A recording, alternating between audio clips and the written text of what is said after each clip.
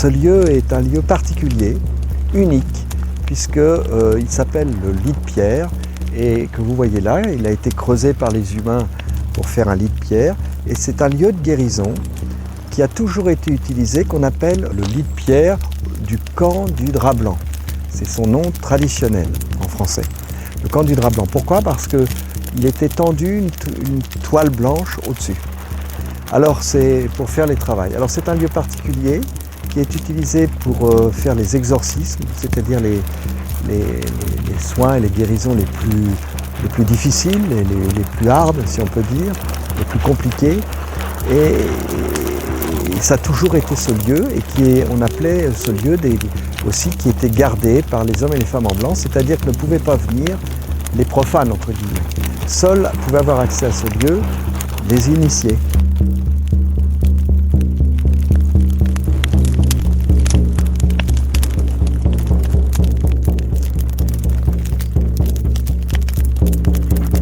Dans la guérison celte, on ne fait jamais rien à quelqu'un qui ne nous l'a pas demandé. Ça veut dire que moi, je peux travailler en tant que guérisseuse pour la personne qui est présente, mais si elle vient me voir en me disant « je veux que vous fassiez pour mon mari, mon fils, ma grand-mère, mon neveu », je vais devoir lui dire « est-ce que cette personne a demandé le soin? Est-ce qu'elle le veut ?»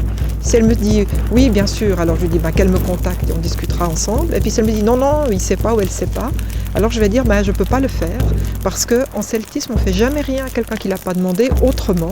C'est déjà le début de la magie noire. Et nous, vraiment, on choisit de se vouer à la lumière. Donc c'est un prérequis important à connaître.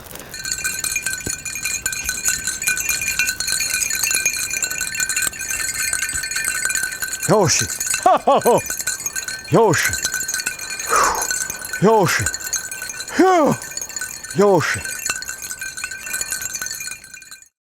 Tout ce qu'on se demande en permanence, c'est quel est notre chemin?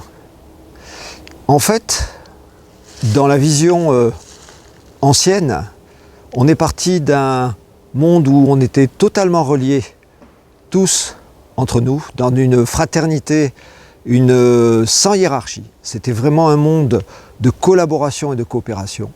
Et puis l'humain s'est détaché de ce système, a voulu vivre ses expériences, et du coup, s'est éloigné de la nature, a quitté sa propre nature et n'est plus en lien.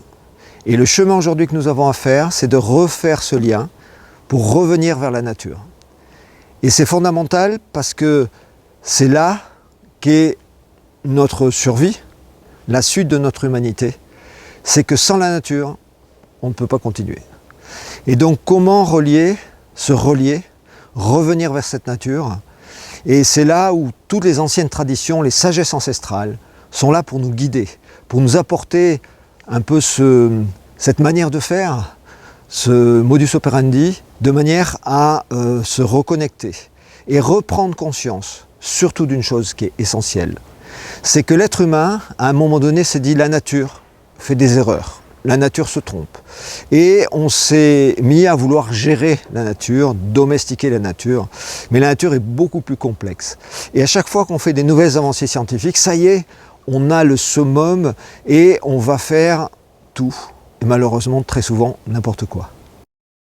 Ô arbre ginelle, dans l'espace des espaces, puissions-nous recevoir, du puits de tes racines, ta vigoureuse force de création, et la forme du monde selon ta conception, imprègne de courage notre œuvre de la terre. Ô merveille originelle, par qui tout est advenu, tu es pour moi le but lumineux dans lequel tout converge. Transperce-moi jusque dans mes profondeurs, attise les flammes de mon cœur.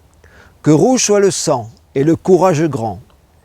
Et puisque dans l'amour j'ai été libéré, que toujours j'œuvre pour la paix, et dans le service de toi, que je bénisse désormais chaque être que je rencontrerai, pierre et plante, animal et humain. Aux esprits, je suis entièrement consacré.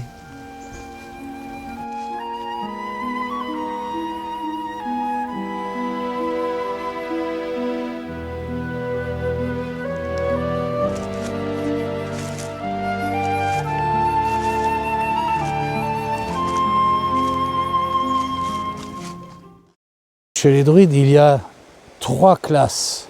Tous sont druides, mais ils ont des fonctions différentes et les 3 classes des druides obéissent à la sagesse des théologiens, des druides théologiens. César, lui, parle des bardes, des musiciens, des conteurs.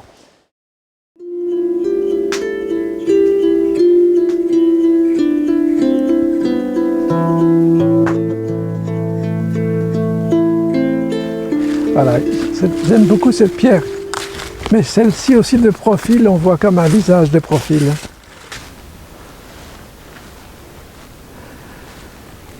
Et la première fois que nous sommes venus ici, nous étions accompagnés d'une voyante. Et devant l'entrée, il y avait un gardien avec sa lance.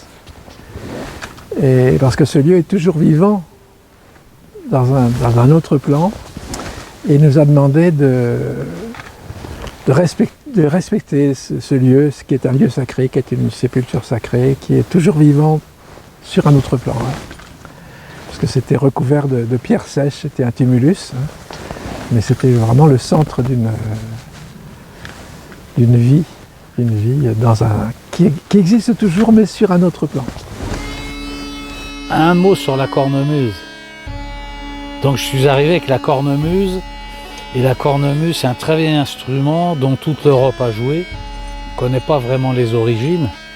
En tout cas les Celtes sont ceux qui l'ont le plus utilisé et conservé jusqu'à nos jours. C'est tout l'arc ouest européen.